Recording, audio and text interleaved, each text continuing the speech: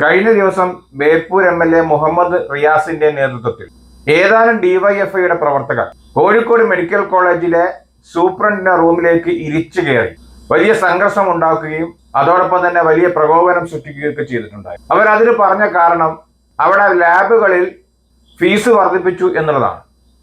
ആ നിജസ്ഥിതി ഒന്ന് പരിശോധിക്കാനാണ് ഇങ്ങനെയൊരു വീഡിയോയുമായി കടന്നു വന്നത്. ആദ്യമേ പറയട്ടെ, ഹോസ്പിറ്റൽ മാനേജ്മെന്റ് കമ്മിറ്റി ഇങ്ങനെയൊരു തീരുമാനം എടുക്കുമ്പോൾ അവിടെ LDFന്റെ പ്രതിനിധി ഉണ്ടായിരുന്നു, CPMന്റെ പ്രതിനിധികൾ ഉണ്ടായിരുന്നു.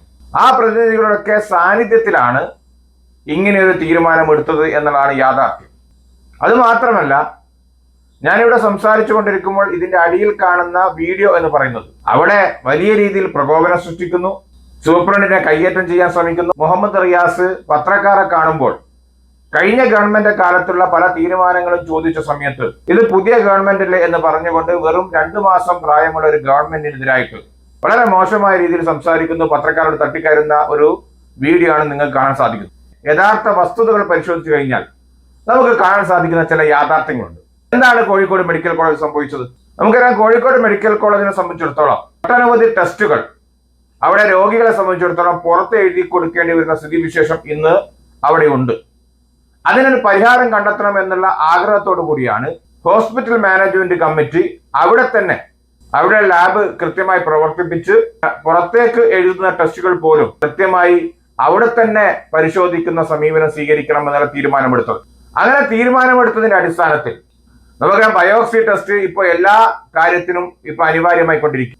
അവിടെ കോഴിക്കോട് മെഡിക്കൽ കോളേജിൽ മാത്രമാണ് അങ്ങനെ ഒരു ടെസ്റ്റ് അവിടെ തന്നെ ചെയ്യാത്തൊരു സാഹചര്യം നിലവിലുള്ളത്. തൃശ്ശൂർ മെഡിക്കൽ കോളേജ് ആയാലും, തിരുവനന്തപുരം മെഡിക്കൽ കോളേജ് ആയാലും, ആലപ്പുഴ മെഡിക്കൽ കോളേജ് ആയാലും, അദ്ദേഹത്തിന് പരിയാരം മെഡിക്കൽ കോളേജ് ആയാലും, മറ്റ് സഹകരണ മെഡിക്കൽ കോളേജുകളായാലും അവിടെയൊക്കെ ഈ ലാബും ഉണ്ട്, അവിടെയൊക്കെ പൈസ വാങ്ങുന്നുമുണ്ട്. അങ്ങനെ പൈസ വാങ്ങുന്നത് കൊണ്ട് തന്നെ അവിടെയുള്ള ഒക്കെ പണം ഏകദേശം കണക്കാക്കിക്കൊണ്ട് കോഴിക്കോട് സ്വകാര്യ ഹോസ്പിറ്റൽ ഏറ്റവും കുറവ് പണം വാങ്ങുന്നത്, ഒരു ഉദാഹരണമായി പറയുമ്പോൾ ബയോപ്സിക്ക് വാങ്ങുന്നത് 1200, 1500, 2500 സ്മോൾ ആണെങ്കിൽ 1200, ലാർജ് ആണെങ്കിൽ 1500, അതേപോലെ തന്നെ റാൻഡം ചെക്കിംഗ് ആണെങ്കിൽ 2500. ഇതിൽ ഏറ്റവും കുറവെടുത്ത് കോഴിക്കോട് മെഡിക്കൽ കോളേജിൽ 110 രൂപക്കും 150 രൂപക്കും ഈ ബയോപ്സി ടെസ്റ്റ് നടത്താൻ തീരുമാനിക്കുകയാണ് ഉണ്ടായത്. അത് സാധാരണക്കാരായ രോഗികളെ സംബന്ധിച്ചിടത്തോളം ഗുണകരമായ സാഹചര്യം ഉണ്ടാക്കുമെന്ന കാര്യത്തിൽ തർക്കവുമില്ല. BPL കാർഡുള്ള മുഴുവൻ രോഗികൾക്കും ഫ്രീ ആയിട്ടും കൊടുക്കാൻ തീരുമാനിച്ചു.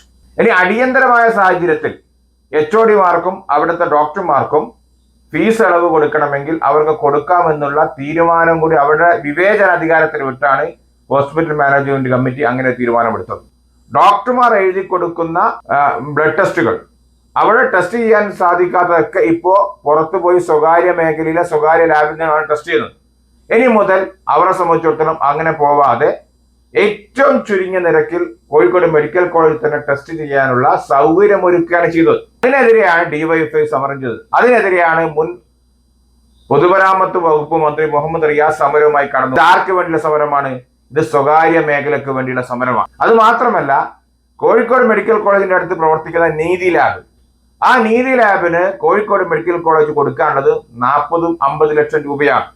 അപ്പൊ അത്തരത്തിൽ ഓരോ വർഷവും കോടിക്കണക്കിന് രൂപ ഈ നീതി ലാബിന് ഹോസ്പിറ്റൽ മാനേജ്മെന്റ് കമ്മിറ്റിയിൽ നിന്ന് കൊടുക്കേണ്ടി വരുന്ന സ്ഥിതിവിശേഷം ഉള്ളത് കൊണ്ടാണ് അങ്ങനെ വേണ്ട, ഇനി നമുക്ക് ഇവിടുന്ന് തന്നെ ഏറ്റവും ചുരുങ്ങിയ, അതായത് ഇത് പ്രവർത്തിപ്പിക്കാനുള്ള പണം മാത്രം സ്വരൂപിച്ചുകൊണ്ട് രോഗികൾക്ക് ഗുണകരമാവുന്ന രീതിയിലുള്ള ഒരു തീരുമാനമെടുത്തു പോയി. ഇനി മുഹമ്മദ് റിയാസിന്റെ നേതൃത്വത്തിലുള്ള ഗവൺമെന്റിൽ നിന്ന കാലത്തുള്ള കൃഷി കണക്കും കൂടി പറഞ്ഞ് നമുക്ക് ഇത് അവസാനിപ്പിക്കാം. അദ്ദേഹം പൊതുമരാമത്ത് വകുപ്പ് മന്ത്രിയായ സമയത്ത് മെഡിക്കൽ കോളേജിനെ തിരിഞ്ഞു നോക്കിയില്ല എന്ന് മാത്രമല്ല, ആരോഗ്യ വകുപ്പിൽ നിന്ന് കോഴിക്കോട് മെഡിക്കൽ കോളേജിന് കിട്ടാനുള്ള പണം എന്ന് പറയുന്നത് കാരുണ്യ ചികിത്സാ ഫണ്ടുമായി ബന്ധപ്പെട്ടുകൊണ്ട് 261 കോടി രൂപയാണ്. കാരുണ്യ ബെനഫിറ്റ് ഫണ്ടുമായി ബന്ധപ്പെട്ടുകൊണ്ട് 61 കോടി രൂപയാണ്. ആരോഗ്യ കിരണ പദ്ധതിയിൽ 6.2 കോടി രൂപയാണ് ആരോഗ്യ വകുപ്പിൽ നിന്ന് ലഭിക്കാനുള്ളത്. അങ്ങനെ 350 കോടി രൂപ കുടിശ്ശിക വെച്ചാണ് കഴിഞ്ഞ LDFന്റെ ഗവൺമെന്റ് താഴെ ഇറങ്ങിപ്പോയത്.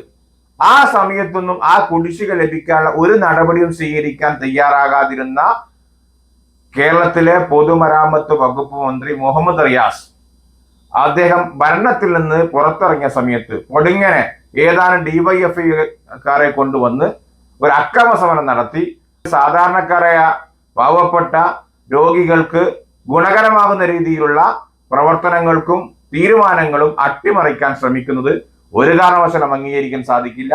ഇത് പൊതുജനങ്ങൾ തിരിച്ചറിയണം. കേരളത്തിലെ ആരോഗ്യ വകുപ്പുമായി ബന്ധപ്പെട്ട് ഒട്ടനവധി വിപ്ലവകരമായ തീരുമാനങ്ങൾ എടുത്ത് മുന്നോട്ട് പോവുകയാണ്. കോഴിക്കോട് മെഡിക്കൽ കോളേജിനെ സംബന്ധിച്ചിടത്തോളം അവിടെയുള്ള സ്വകാര്യ ലാബിലേക്ക് ഇങ്ങനെയുള്ള പരിശോധനകൾ പോകുന്നതിനെതിരായിട്ടുള്ള അല്ലെങ്കിൽ അവിടുത്തെ സാധാരണക്കാരായ മനുഷ്യരെ സഹായിക്കുന്ന തീരുമാനവുമായി UDF ഗവൺമെന്റ് ഇനിയും മുന്നോട്ട് പോകണം. ഇത്തരത്തിലുള്ള ഡിവൈഎഫ്ഐയുടെ സമരങ്ങൾ ജനങ്ങൾ പുച്ഛിച്ചു തള്ളും.